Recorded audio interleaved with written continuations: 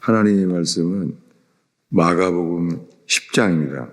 마가복음 10장 21절부터 27절까지 한 목소리로 읽겠습니다.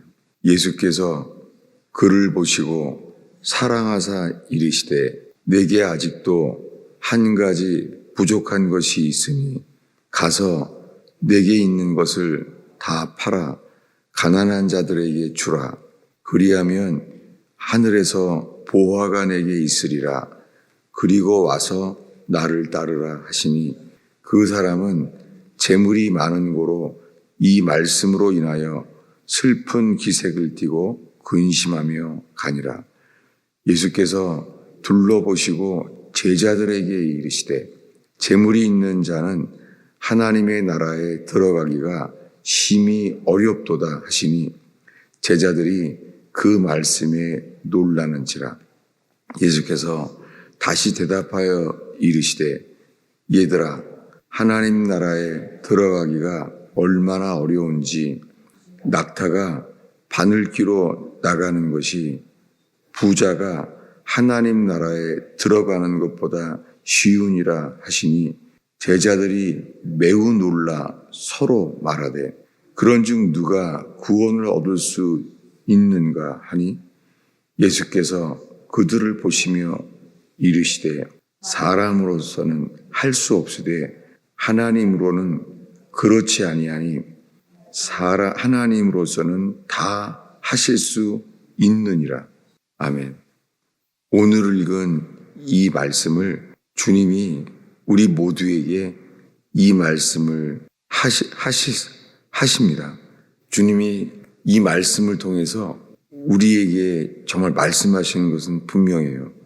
제가 오늘 이 새벽기도 설교를 어떻게 해야 될지 모르면서 오늘 어떤 말씀을 준비를 해야 되는가, 이렇게 지낸 지가 3일째예요. 신기하게 이 3일째 되는 말씀들이 다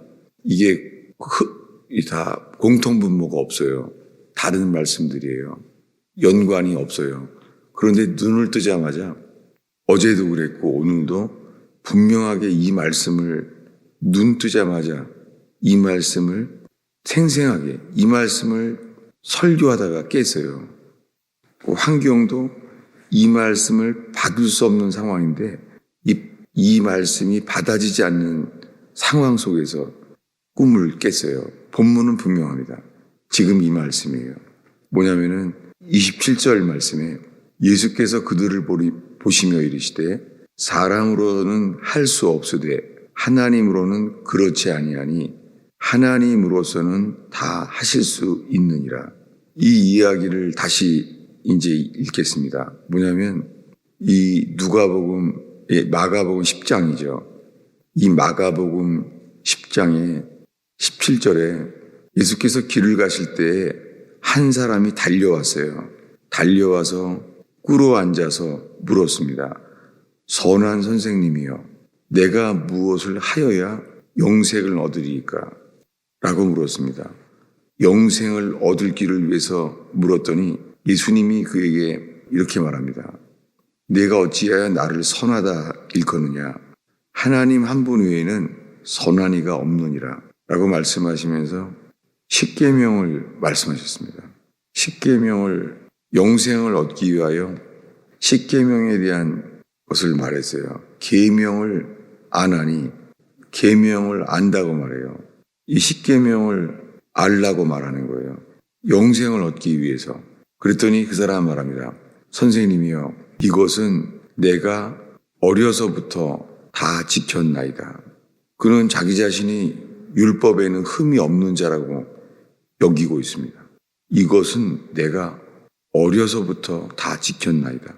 그때 하신 말씀이죠. 그때 21절에 예수께서 그를 보시고 사랑하사 이르되, 예수님이 그를 사랑해서 말했어요.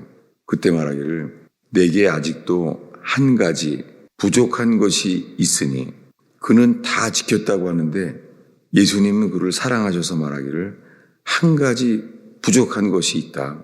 가서 내게 있는 것을 다 팔아서 가난한 자들에게 주라. 그리하면 하늘에서 보화가 내게 있으리라. 이렇게 말했습니다. 근데 그의 마음속에는요, 예수님 말씀 중에 근심이 됐어요. 주님이 말한 건 이렇게 말했죠. 내게 있는 것을 다 팔아 가난한 자들에게 주라. 그리하면 하늘에서 보화가 내게 있으리라. 그리고 와서 나를 따르라. 라고 말했습니다. 영생을 따르기 위해서는, 영생을 얻기 위해서는 내게 가지고 있는 것을 다 팔아서 가난한 사람들에게 주라는 거예요. 그리하면 하늘에서 보화가 너에게 있으리라. 그리고 와서 나를 따르라. 그랬더니 그 사람은 재물이 많은 고로 이 말씀으로 인하여 슬픈 기색을 띠고 근심하며 가니라. 이 사람은 예수님을 찾으면 영생을 얻을 것을 바라고 왔습니다. 이 영생을 얻을 길을 줄 뿐이라고 생각했습니다. 그런데 영생을 얻을 것이라고 이걸 바라고 왔는데 영생을 얻기를 바라는데 그는 지금 재물이 많은 고로 슬픈 기색을 띠고 있습니다. 그는 영생을 얻기 위해서 왔는데 재물을 버릴 수가 없는 거죠. 그는 영생을 얻기 위해서 예수님께 나왔어요. 영생을. 그리고 예수님은 약속의 말씀까지 해요. 뭐라고 말하냐면 그리하면 하늘에서 보화가 내게 있으리라. 하늘에서 보화가 있으리라고 말했는데도 근심이에요. 지금 예수님은 약속까지 했잖아요. 하늘에 보화가 있으리라. 하늘에 보화가 있다고 하는데도 그는 근심밖에 없어요. 그가 들어온 곳은 다 가난한 자에게 다 주라는 거예요.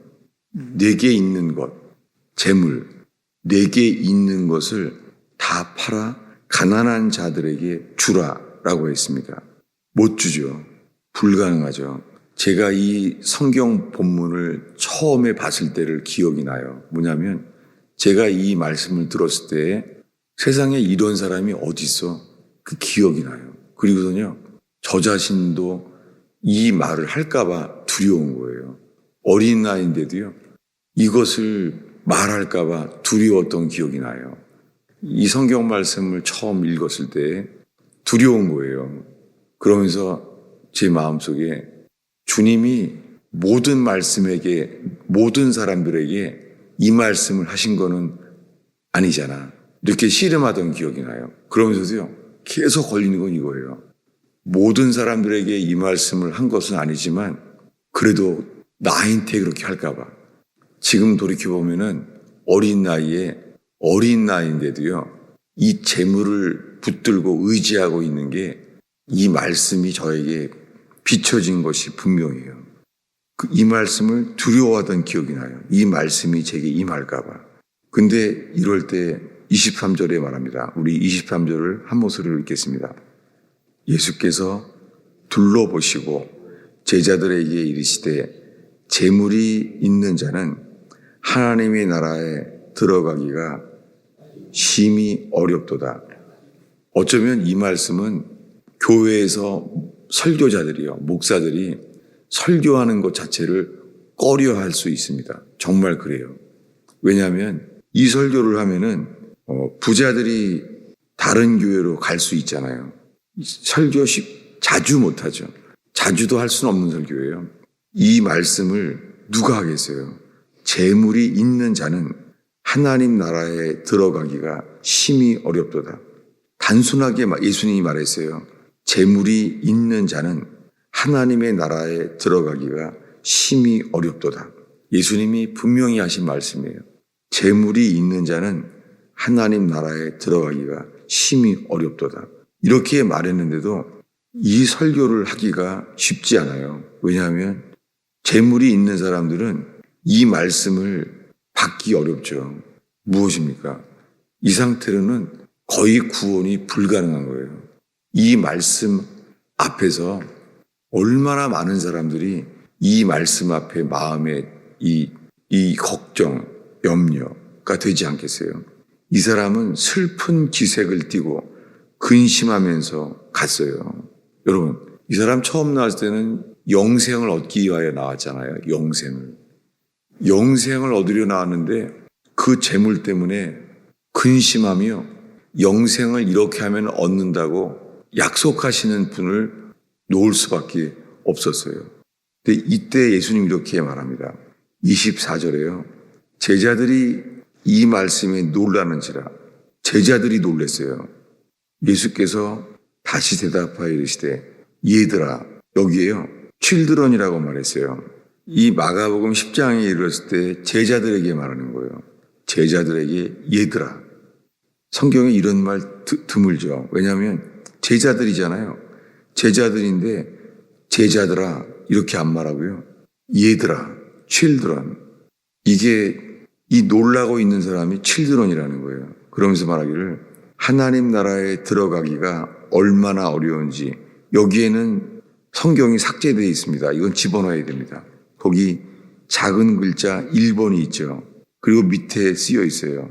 이것이 원래 성경에 있는 그 TR 텍스트, 수용 원문이라고 초대교회 때부터 내려온 본문. 이게 킹 제임스 바이블과 일치하는 부분이죠. 거기 이렇게 돼 있어요. 1번에. 재물을 의지하는 자는 하나님의 나라에 이렇게 돼 있어요. 그래서 예수님이 두 번째 말에 이렇게 말한 거예요. 얘들아, 재물을 의지하는 자는 하나님의 나라에 들어가기가 이렇게 재물을 의지하는 자는 하나님의 나라가 얼마나 어려운지 얼만큼 어렵냐면 누가요? 재물을 의지하는 자예요. 그러니까 이 말씀은요. 가난한 사람이나 부자나 관계없이 모든 사람에게 다 해당돼요. 가난한 사람도 조그만 액수로 흔들려요. 꼭 큰 액수 때문에 흔들리는 게 아니에요. 그러니까 이 말씀은 가난한 사람이나 부자나 모든 사람에게 해당돼요. 얘들아, 재물을 의지하는 자는 하나님 나라에 들어가기가 얼마나 어려운지 낙타가 바늘기로 들어가는 것이 부자가 하나님의 나라에 들어가는 것보다 쉬우니라. 여러분 이 말씀 어떻게 설교하겠어요? 왜냐하면 부자들은 재물을 의지하기 쉬워요. 그리고 재물을 사랑하기 쉬워요. 재물을 사랑하고 재물을 의지하는 자. 재물을 많이 갖게 되면 기뻐해요. 그래서 막 돈을 세게 되면 엄청 기쁜 거예요. 또 세면은 또 기쁘고 사랑하기 때문이죠. 사랑하니까 또 세고. 여러분 그런데 주님이 전부인 자는 다릅니다. 주님을 사랑하고 주님이 전부인 사람은 주님이 재물을 많이 주셨다고 그것 자체를 기뻐하지 않습니다. 이것은 분명합니다. 그렇지만 제자들은 놀랐어요. 제자들은 26절의 반응이 이렇습니다. 예수님의 설교를 들었던 제자들이 이렇게 말합니다. 제자들이 매우 놀라 서로 말하되 예수님께는 말 못하는 거예요. 이제 제자들이 매우 놀랐어요. 서로 말하되 그런즉 누가 구원을 얻을 수 있는가? 누가 구원을 얻을 수 있을까? 들어보니까 이건 불가능하죠. 그 달려나온 부자 청년만이 아니라 제자들인 자기 자신도 안 되겠는 거예요. 그런즉 누가 구원을 얻을 수 있는가?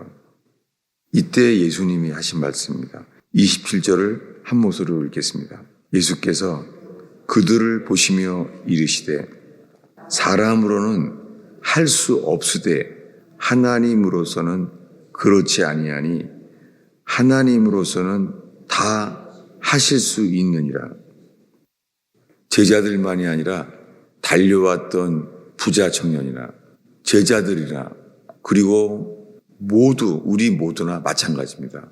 구원은 우리 힘으로는 할 수 없습니다. 우리 힘으로는 불가능합니다.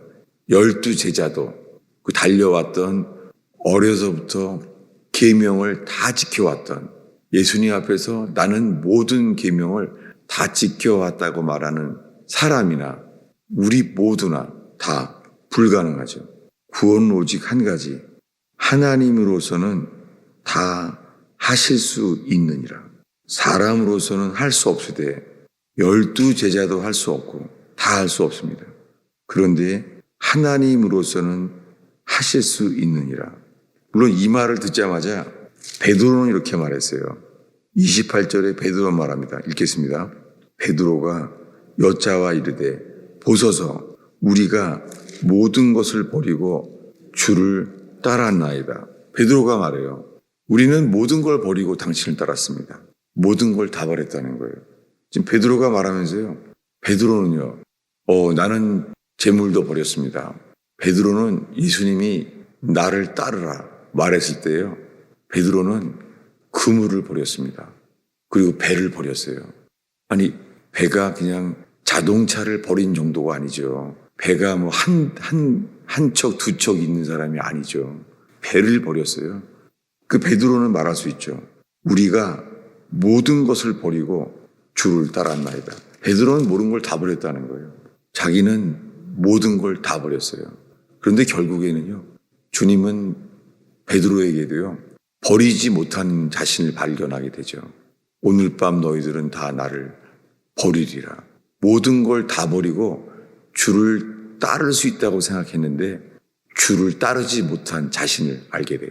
3년 만에. 그것도 예수님이 조롱당하고 그 밤새 추위에 주님은 옷을 벗김을 당하고 조롱을 당하고 고초를 당하고 계신데 베드로는 버렸습니다. 그가 뭘 느꼈겠어요? 나는 모든 걸 다 버리고 예수를 따르고 있다고 생각했는데 안 되는 거예요. 그 뭘 배웠겠습니까? 모든 말씀은 똑같죠. 사람은 할 수 없으되 사람으로는 할 수 없으되 하나님으로는 그렇지 아니하니 하나님으로서는 다 하실 수 있느니라. 구원은 우리가 모든 걸 다 버린다고 우리 힘으로는 절대 할 수 없습니다.